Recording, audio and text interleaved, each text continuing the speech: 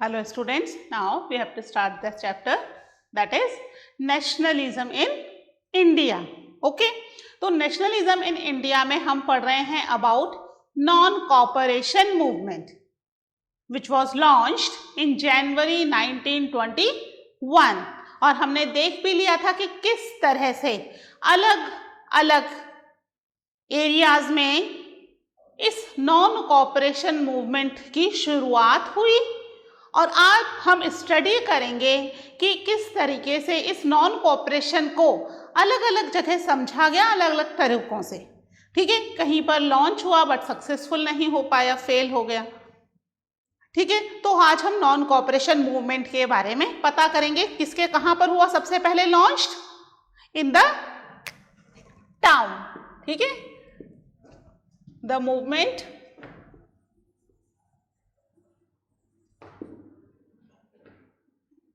इन towns. ठीक है, movement सबसे पहले टाउन में लॉन्च हुआ या हम कह सकते हैं कि हम देख सकते हैं टाउन में इसमें क्या क्या चेंज आया, किस तरीके से इसे लॉन्च किया गया। ठीक है, टाउन और सिटीज में ये मूवमेंट लॉन्च हुआ और सबसे ज्यादा पार्टिसिपेट नॉन कॉपरेशन मूवमेंट में मिडिल क्लास लोगों ने किया। ठीक है, रिच पीपल जो थे उन्होंने भी बहुत कम पार्टिसिपेट किया और जो पुअर पीपल थे दे वर तो बिजी इन देयर लाइवलीहुड, अपनी लाइवलीहुड की प्रॉब्लम्स खत्म हो तो फिर वो कहीं इधर उधर देखें। तो पुअर पीपल का पार्टिसिपेशन भी ऐसे बिग लेवल पर नहीं था, स्मॉल लेवल पर था।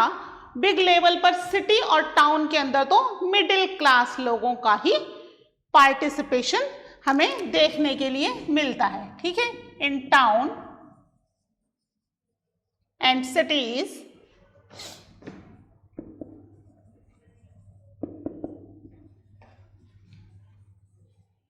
middle class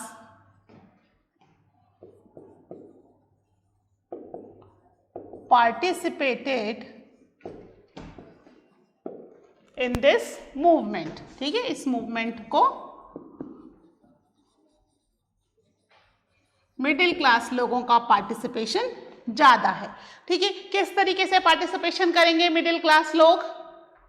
हमने देखा था कि सरेंडर कर दिए थे टाइटल्स, है ना, स्टेजेस में अनफोल्ड करना था। सबसे पहले टाइटल सरेंडर करने थे, उसके बाद बॉयकॉट करना था, है ना।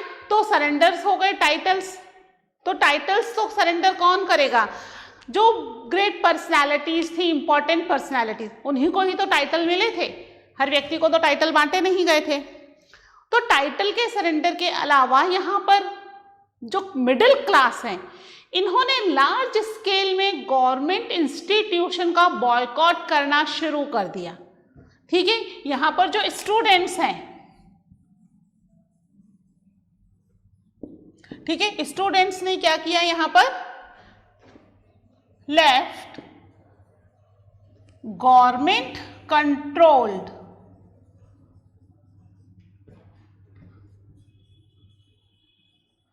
स्कूल्स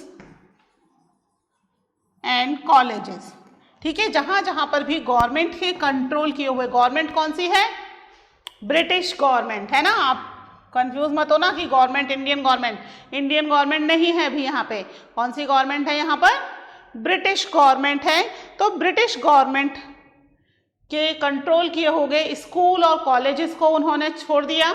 इसके अलावा जो हेड मास्टर्स थे या प्रिंसिपल्स कह लो, हेडमास्टर्स एंड टीचर्स, ठीक है, इन्होंने भी कैसे पार्टिसिपेट कर सकते हैं? ये भी इसके अंदर इन्होंने भी रिजाइन कर दिया। ठीक है, हेडमास्टर्स एंड प्रिंसिपल्स रिजाइन, इन्होंने रिजाइन कर दिया। ठीक है, यानी इन्होंने भी ये जो स्कूल की जॉब थी, कौन से स्कूल? गवर्नमेंट कंट्रोल्ड, है ना, जिसको ब्रिटिश गवर्नमेंट कंट्रोल कर रही थी, उन स्कूल्स को छोड़ना शुरू कर दिया। इसके अलावा जो लॉयर्स थे, ठीक है, दे ऑल्सो गेव अप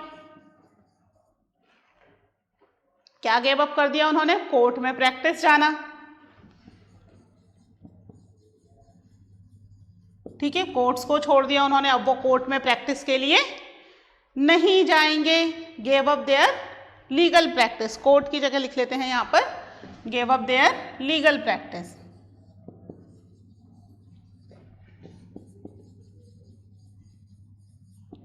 ठीक है, अपनी लीगल प्रैक्टिस को उन्होंने छोड़ दिया। इसके अलावा जो लिक्वर शॉप्स थी उन्हें पिकेटेड किया गया।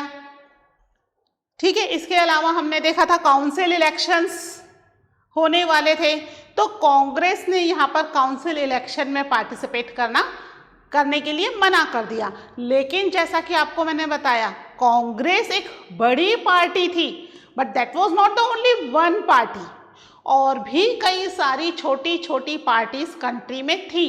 तो लगभग सभी पार्टीज ने इन काउंसिल इलेक्शंस का बॉयकॉट कर दिया, इसमें पार्टिसिपेट करने से मना कर दिया, except one party.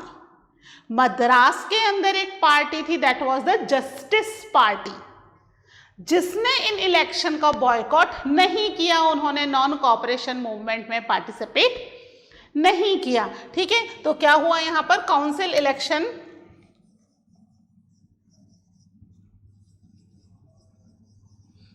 Council elections were boycott except Justice Party of Madras. ठीक है, मद्रास की जस्टिस पार्टी ने ही केवल काउंसिल इलेक्शन का बॉयकॉट नहीं किया, बाकी सबने कर दिया। जस्टिस पार्टी ने क्यों नहीं किया? अब ये सीधा सा क्वेश्चन हमारे दिमाग में आ गया ना, क्योंकि सभी कर रहे हैं। कांग्रेस इतनी बड़ी पार्टी है, वो बॉयकॉट कर रही है, और जितनी भी छोटी बड़ी पार्टीज कंट्री में उस समय तक बन गई थी, सभी ने काउंसिल इलेक्शन के लिए मना कर दिया, वी वर नॉट पार्टिसिपेटिंग। एक ही पार्टी थी मद्रास के अंदर जो कि इसमें पार्टिसिपेट करना चाहती थी। इसके पीछे रीजन ये था कि मद्रास में ब्राह्मण्स का बहुत ज्यादा कंट्रोल था, दबदबा था। तो यहां इस काउंसिल इलेक्शन में जस्टिस पार्टी जो थी, that was belongs to the non Brahmin community. ठीक है, ब्राह्मण कम्युनिटी को बिलोंग नहीं कर रही थी, इसमें सब नॉन ब्राह्मण्स थे। और मद्रास में ब्राह्मण्स के बढ़ते हुए कंट्रोल को कम करने के लिए जस्टिस पार्टी को एक काउंसिल इलेक्शन एक बहुत बड़ा मौका लग रहा था कि अगर हम काउंसिल इलेक्शन में पार्टिसिपेट करके जीत जाते हैं तो मद्रास में ब्राह्मण्स का कंट्रोल हम कंट्रोल कर पाएंगे, कम कर पाएंगे। अब क्योंकि काउंसिल इलेक्शन में बाकी सब पार्टीज ने मना कर दिया है, तो वो पार्टिसिपेट ही नहीं करेंगी, बट जस्टिस पार्टी इस उम्मीद में कि हम काउंसिल इलेक्शन में पार्टिसिपेट करेंगे, जीतेंगे और मद्रास के अंदर अपना एक इम्पॉर्टेंट पोजीशन क्रिएट कर सकते हैं। तो basically this party belongs to the non Brahmin community. ठीक है, अब इसमें आप ये मत सोचना कि अपर कास्ट और लोअर कास्ट है ना, नॉन ब्राह्मण कह रही हूं मैं, केवल ब्राह्मण कम्युनिटी के अगेंस्ट में ये पार्टी थी। ठीक है, जिनका मद्रास में बहुत ज्यादा उस समय कंट्रोल हो गया था। तो इस तरीके से ये जो मूवमेंट है, ये मूवमेंट टाउन और सिटीज में लॉन्च हो गया। ठीक है, ये तो लोगों ने किया। अब इसके इकोनॉमिक इफेक्ट क्या पड़े वो हम देखते हैं। First you note it down, okay.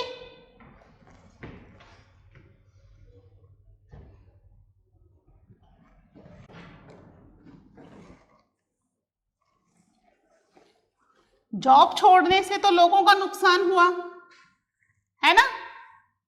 इसके अलावा अगर लॉयर्स प्रैक्टिस पर नहीं जाएंगे तो लॉयर्स की प्रैक्टिस बंद हो जाएगी। इलेक्शन में पार्टिसिपेट नहीं करेंगे, ब्रिटिश की गवर्नमेंट हो जाएगी, है ना। तो अब गवर्नमेंट को इकोनॉमिक फ्रंट पर भी वीक करना था, ठीक है। अब वो इकोनॉमिक फ्रंट पर कैसे वीक किया जा सकता है? उनके जो फॉरेन गुड्स हैं उसका बॉयकॉट करके। उस समय इंडिया में रॉ मटेरियल्स को ब्रिटिशर्स यहाँ से परचेज करते थे, ब्रिटेन में सप्लाई करते थे, और ब्रिटेन से मशीन मेड्स गुड्स या मैन्युफैक्चर्ड गुड्स ला करके इंडिया में बेचते थे, ठीक है। और क्योंकि वो मशीन मेड्स गुड्स था तो बल्क में बनता था, तो दैट इज चीप, और उसके ऊपर एज सच कोई एक्सपोर्ट ड्यूटी या कोई इंपोर्ट ड्यूटी, कोई भी टैक्सेस वगैरह नहीं था, तो वो गुड्स कंपैरेटिवली सस्ते थे, ठीक है। तो अब यहाँ पर ब्रिटिशर्स को नुकसान पहुंचाने के लिए या उनको इकोनॉमिकली वीक करने के लिए फॉरेन गुड्स का बॉयकॉट कर दिया गया। क्या कर दिया गया? Foreign goods. अब फॉरेन गुड्स का मतलब क्या है? जो भी बाहर से आ रहा है, यानी जो भी ब्रिटेन से सामान आ रहा है उसका बॉयकॉट कर दिया गया। इसके अलावा जो लिक्विड शॉप्स थी, लिक्विड शॉप्स वर पिकेटेड। पिकेटेड करना मतलब धरना देना या रोक देना, उसमें एंट्री को बैन कर देना, कोई भी अंदर एंटर नहीं हो पाए, एंट्री को बैन कर देना, ठीक है। इसके अलावा जो फॉरेन गुड्स ऑलरेडी परचेज किया हुआ था उसको उन्होंने एक बहुत बड़ी होली जैसा जलाया और उसमें उसको बर्न कर दिया, ठीक है। फॉरेन गुड्स को क्या कर दिया? Foreign goods burnt in a use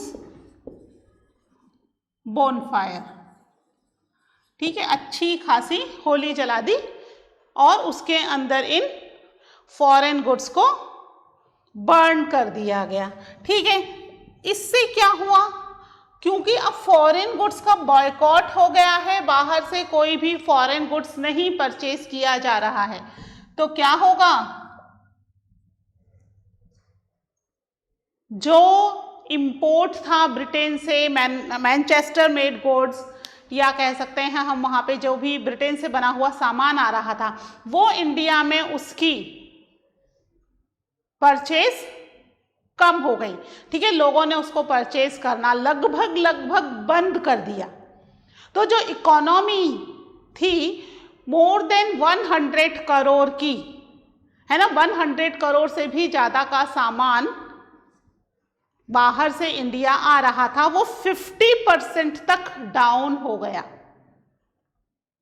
ठीक है। 50% तक इकोनॉमी डाउन हो गई ब्रिटिशर्स की, यानी इतना ज़्यादा सामान बाहर से हम खरीद रहे थे, ठीक है। ये जो फॉरेन गुड्स को जला दिया गया, यानी इतना सारा फॉरेन गुड्स डिस्ट्रॉय कर दिया गया शॉपकीपर्स ने, है ना, और जो लोग थे जिन्होंने खरीदा हुआ था उन लोगों ने मिल करके यहाँ पर फॉरेन गुड्स को डिस्ट्रॉय करना शुरू कर दिया, ओके। जिसकी वजह से ब्रिटिशर्स को इकोनॉमिक फ्रंट पर भी बहुत भयंकर झटका लगा, है ना। उनकी इकोनॉमी एकदम से बहुत तेजी से डाउन हो गई, 50% तक इकोनॉमी जो थी वो डाउन हो गई।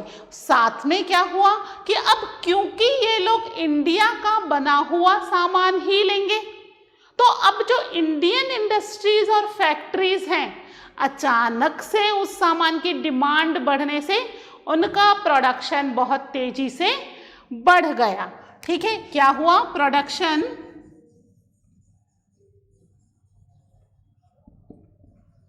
Of Indian goods went up, ठीक है। बहुत तेजी से इंडियन गुड्स का प्रोडक्शन बढ़ गया, टेक्सटाइल मिल हो या फिर हैंडलूम इंडस्ट्री हो, कहीं पर भी हो, वहाँ पर इंडियन गुड्स की डिमांड बढ़ चुकी थी इंडिया के अंदर और इंडियन गुड्स का प्रोडक्शन इंक्रीज हो गया। यानी इंडिया की अब जो इकोनॉमी थी वो इंडिया में ही रहने वाली थी। वो ब्रिटिशर्स अपने सामान के साथ ब्रिटेन नहीं ले जाने वाले थे। ठीक है, तो इस तरीके से इंडियन गुड्स बनना शुरू हुआ। तो ये सब चीज़ें हुई इंडिया के अंदर इस मूवमेंट के बिगनिंग में, लेकिन फिर भी ये मूवमेंट बहुत ज़्यादा लंबे समय तक नहीं चल पाया। इसका क्या रीज़न था, क्यों ये मूवमेंट फेल हो गया? ठीक है, that we will discuss. First you note down these points. Okay,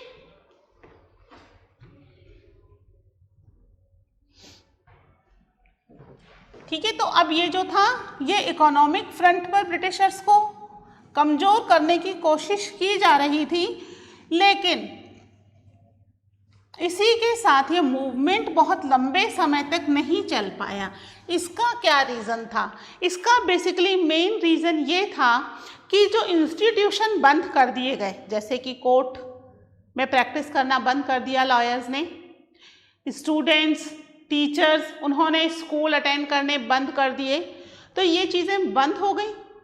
but इनके अगेंस्ट में अब स्टूडेंट्स क्या करेंगे? घर में स्कूल नहीं जाएंगे, कॉलेज नहीं जाएंगे, कैसे अपनी स्टडीज कंप्लीट करेंगे?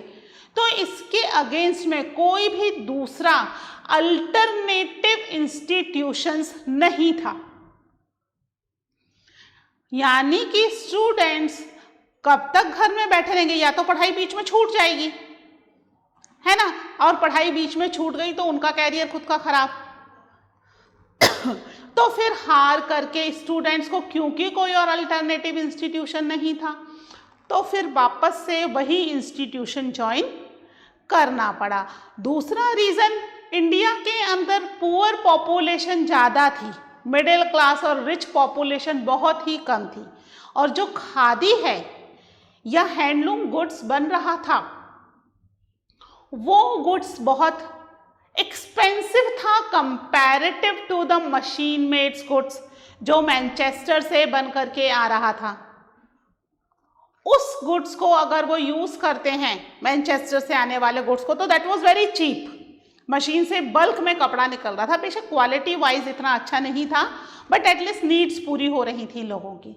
और खादी का बना हुआ कपड़ा या हैंडमेड जो क्लॉथ था वो कंपैरेटिवली बहुत ही महंगा था, यानी लोगों के लिए ये अफोर्डेबल नहीं था, लोग उसको अफोर्ड नहीं कर पा रहे थे। तो यहाँ पर बेसिकली नॉन कॉपरेशन मूवमेंट बहुत ज़्यादा इंथुजियास्टिकली शुरू तो किया गया, लेकिन वहीं पर वो फेल हो गया। क्या रीजन से इस मूवमेंट के फेलियर के? सबसे पहला तो कपड़ों का ही ले लें। जो खादी थी, khadi cloth was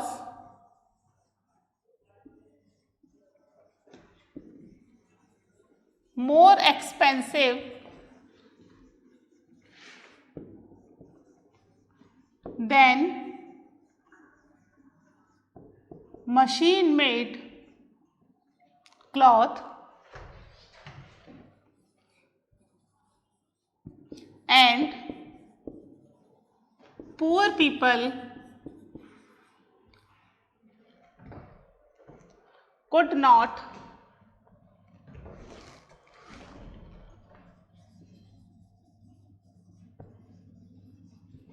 afford it,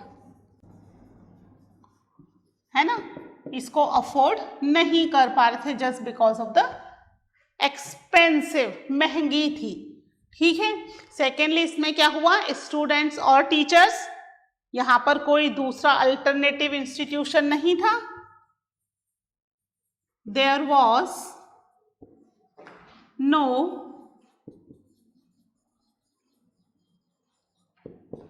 alternative institution,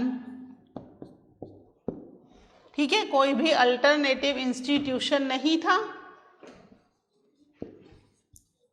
in India. ठीक है, no alternative institution in India. तो क्या हुआ, स्टूडेंट्स एंड टीचर्स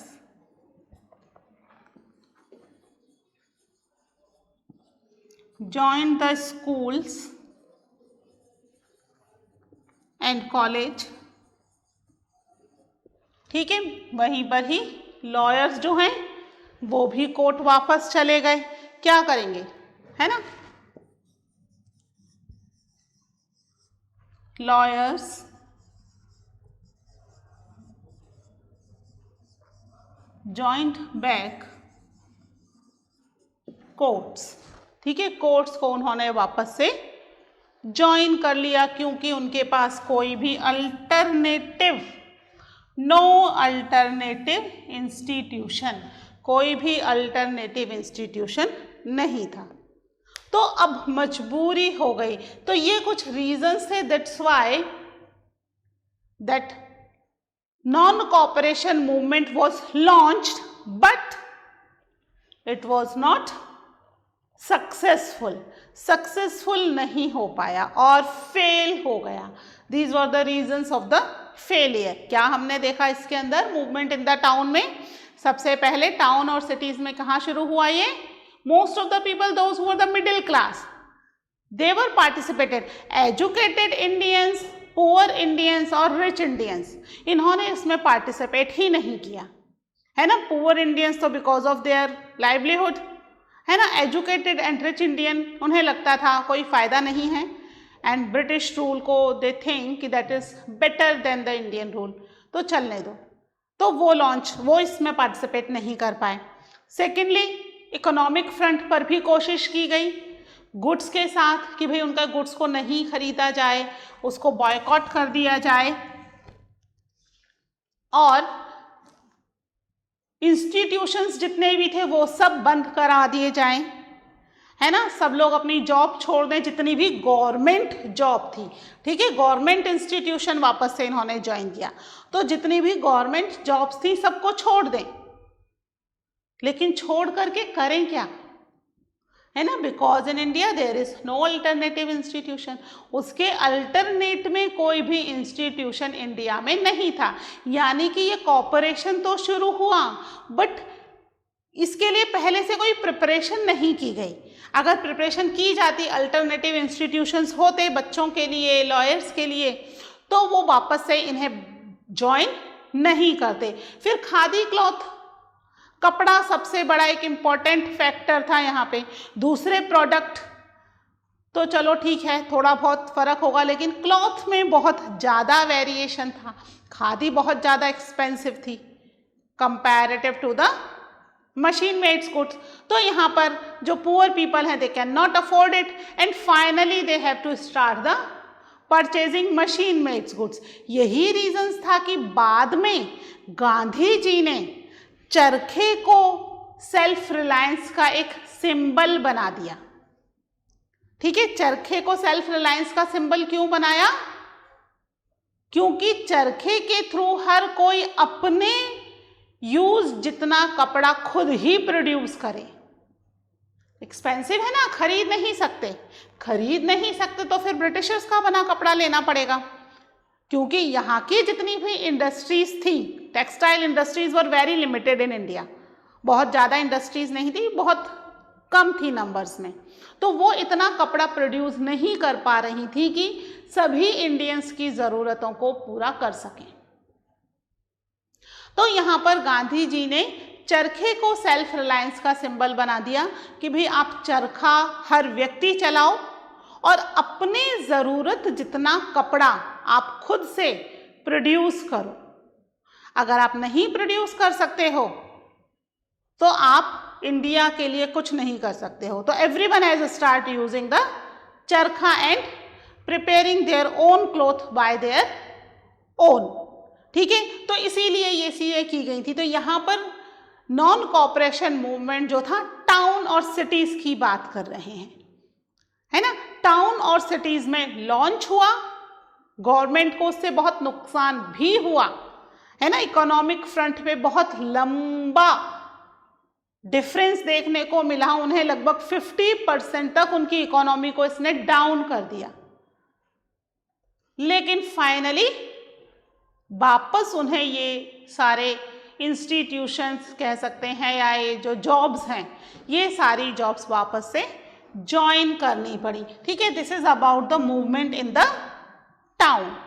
ठीक है, इसके बाद हम पढ़ेंगे rebellion in the country side, जहां पर पीसेंट्स और ट्राइबल पीसेंट्स ने किस तरीके से इस रिवोल्ट को अपने अकॉर्डिंगली इसको मोल्ड करके नॉन कोऑपरेशन मूवमेंट को अपने हिसाब से चेंज करके एक्सेप्ट किया और इम्प्लीमेंट किया। ठीक है, तो ये हम पढ़ेंगे about the Awadh and about the Andhra Pradesh tribal peasants in the next lecture. Okay, then till then take care. Bye.